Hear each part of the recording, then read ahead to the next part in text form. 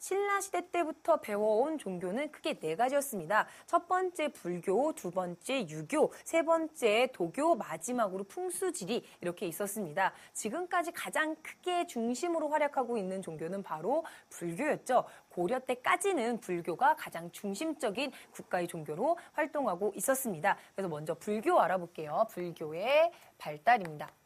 여러분, 그 후삼국 시대를 쭉 거치면서 호족이 있었는데 호족 세력을 융합해서 왕건이 나라를 세웠다. 뭐 이런 거 들으셨죠? 호족들이 중심적으로 믿고 있었던 종교가 바로 불교의 선종입니다. 문자를 몰라도 깨달음만 먼저 알면 된다라는 거였고요. 경주에 있는 귀족들은 선종이 아니라 교종이었습니다. 경전을 열심히 공부해야 알 수 있는 종교다라고 해서 이렇게 구분했었는데요. 고려로 오면서 일단 초기에는 호족이 권력을 잡고 있을 때는요. 선종을 중심으로 많이 크게 발달을 하다가요. 왕권 강화와 관련해서 교종도 그에 못지않게 크게 세력을 떨치게 됩니다. 그래서 고려 초기에는요. 선종과 교종 그리고 그 밑에 있는 많은 학파들, 종파들이 서로 나누면서 혼란한 모습들을 보이고 있는데요. 정리하면 이렇습니다. 일단 고려 전기에는 역시 국가 종교로서 적극적인 지원을 받고요. 국가에서 대장경을 간행합니다. 요거 거란 침입 때 잠깐 말씀드렸습니다. 거란이 침입했을 때 이를 막기 위해서 초조 대장경이라는 대장경을 만들었다. 하지만 몽골 침입에 불탔다라고 말씀드렸죠. 그러면서 태조는요. 훈요 10조에서 열심히 불교 행사를 해서 백성들을 위무해라라는 얘기를 했었고요. 그러면서 팔관해와 연등에 열심히 해라라고 말씀드렸었습니다. 그래서 요게 불교 행사구나라는 거 다시 한번 기억해 두시고요. 광종 때는요. 승과 제도를 실시합니다. 이게 뭐냐면 과거제를 광종 때 실시했다고 했잖아요. 그 항목에 스님을 뽑는 과거 시험을 따로 본 겁니다. 그래서 이런 식으로 국가 안으로 끌어들였고요. 그들 중에서 진짜 가장 훌륭한 스님을 어떻게 삼았냐면요. 국가의 스승 사자를 써서요. 국가의 스승 그리고 혹은 왕의 스승 이런 식으로 두어서요. 왕이 뭔가 물어볼 때 이들에게 자문하는 물어보는 역할을 하는 그런 높은 지위까지 주었다고 합니다. 국사와 왕사 그럼 뭐가 다르냐라고 물어보는 학생이 있을 수도 있을 것 같은데요. 국사는 아까 말씀드렸듯이 국가의 스승, 왕사는 왕의 스승. 그래서 굳이 구분하자면 국사가 조금 더 높다고 볼 수도 있을 것 같습니다. 그런 과정 중에서요. 문벌귀족 사회로 접어들게 되면서 이제 불교 종파가 더더욱 나눠지고 혼란해지고 있을 때 왕 입장에서 한번 생각을 해보세요. 신라시대 때까지만 해도 삼국시대 때까지만 해도 왕은 불교를 권력을 모으는 데 썼습니다. 그런데 이제 고려시대에 와서 이렇게 분파가 되니까요. 하나로 모았으면 좋겠다라고 생각하고 있는데 그 기대에 부응한 사람이 바로 의천입니다. 이 의천은요, 왕의 아들, 문종의 네 번째 아들이었어요. 그래서 그 밑에서 굉장히 영특하고 그래서 유교도 공부하고 불교도 공부했는데 불교를 더 열심히 공부해서 결국 출가해서 스님이 되었다고 합니다. 그래서 열심히 유학도 갔다 오고 해서요, 이 당시에 화엄종파를 믿고 있었는데 그 의천과 원효 라인 그 사람들 믿는 그런 종교인 건데요. 그거에 그치지 않고 교종에 그치지 않고 여기에 선종까지 끌어들여서 하나로 통합해야 되겠다라고 하면서 우리나라만의 천태종을 하나 만듭니다. 해동 천태종이라고 하는데요. 일단 천태종만 적을게요. 천태종이라는 걸 새로 만들어서 교종을 중심으로 선종을 통합하고자 했습니다. 그런데 이거는요. 아까도 말씀드렸듯이 왕의 아들, 왕의 적극적인 지원을 받으면서 한 거잖아요. 그래서 권력에 의해서 통합운동을 한 거기 때문에 왕이 죽고 의천이 죽게 되자 이 통합운동은 흐지부지하게 됩니다. 흐지부지하게 되는 단계에서요. 지금 많은 사건들이 벌어지고 있었잖아요. 뭐 이자겸, 묘청, 무신정변 이런 게 막 일어나고 있을 때 불교는 조금씩 쇠퇴하고 타락한 모습을 보이기 시작을 합니다. 이제 몇몇 문벌귀족들은요. 그 절에다가 이렇게 기부해서 자기 재산을 하면서 절에서는요. 이렇게 땅을 많이 넓혀서 대농장을 소유하기도 하고요.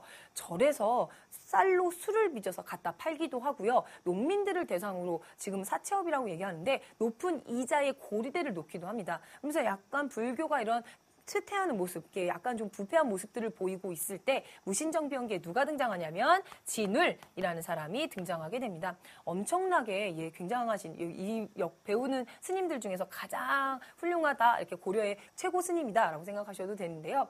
이 진울이라는 분은 어렸을 때 이제 빨리 스님이 되십니다. 그리고 나서 나도 승과를 볼까라고 해서 승과 시험을 봐서 합격을 하는데 승과 시험을 봐서 이제 합격을 한 상황에서 보니까 불교가 너무 부패한 거예요. 그래서 이걸 어떻게 개혁해 볼까라고 하면서 결사 운동을 하게 됩니다.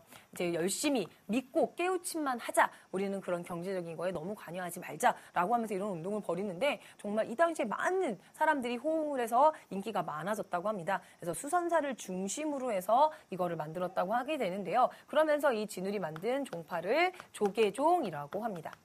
이 조계종이라고 얘기를 하고요. 이 조계종은요, 선종 입장에서 교종을 통합했습니다. 그래서 이론을 잠깐 보면은요, 교종은 이런 겁니다. 책을 열심히 읽어서 부처님의 깨달음을 알아가자라는 입장이고요. 선종은 그거보다는 내 마음에 있는 부처님을 먼저 깨닫기 위해서 수련하자라는 입장입니다. 그런데 이거를 어떻게 하냐면요, 먼저 깨닫고 나서 열심히 공부해도 된다라는 이념으로 정리를 합니다. 그래서 이 당시에 이 사람은 이제 권력에 의해서 이렇게 통합을 한 거고요. 이론으로 완전 무장해서 통합했다라고 알아두시면 됩니다. 하지만 진울이 죽고 나서요, 다시 그런 부패된 모습들을 보이면서 원간석기에는 폐단이 많이 노출되면서 불교가 조금씩 쇠퇴하는 모습을 보입니다. 이거에 비해서 유교 한번 살펴볼게요. 유교는요, 유교가 이 당시에 또 많이 발달하게 됩니다. 삼국시대보다 많이 발달하게 되는데 보시면 이렇습니다. 통치 이념으로 받아들이게 된 거죠. 광종은 과거 시험을 보는데 유교를 과목으로 선택을 했다고 말씀드렸잖아요. 그래서 제술과와 명경과에서 유교를 과목으로 선택하게 되고요. 최승로의 시무 28조를 받아들인 성종은요, 불교 대신 유교를 통치임으로 삼겠다라고 말했고요. 학교인 국자감까지 설치하게 됩니다. 그러면서 이렇게 통치 이념으로 쭉 유지가 되다가요. 후기에 원나라에서 성리학이 수용이 됩니다.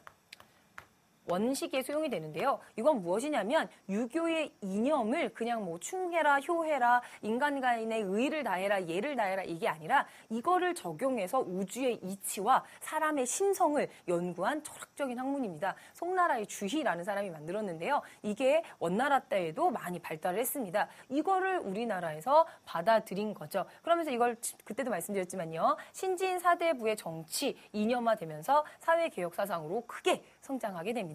유교는 이 정도까지만 알아두시면 되겠고요. 나머지 사상 조금 더 알아볼게요.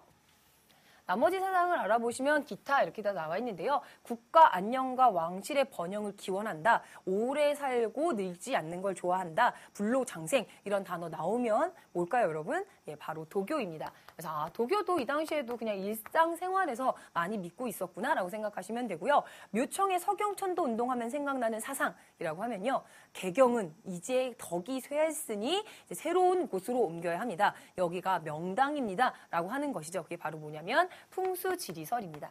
그래서 풍수지리설이랑 도교는 계속 이렇게 영향을 미치고 있구나라는 거 머릿속에 잘 기억해 두셨으면 좋겠습니다. 이런 식으로 종교와 학문이 발달했던 이 시기 어떤 문화재들이 우리의 눈을 행복하게 해주는지 한번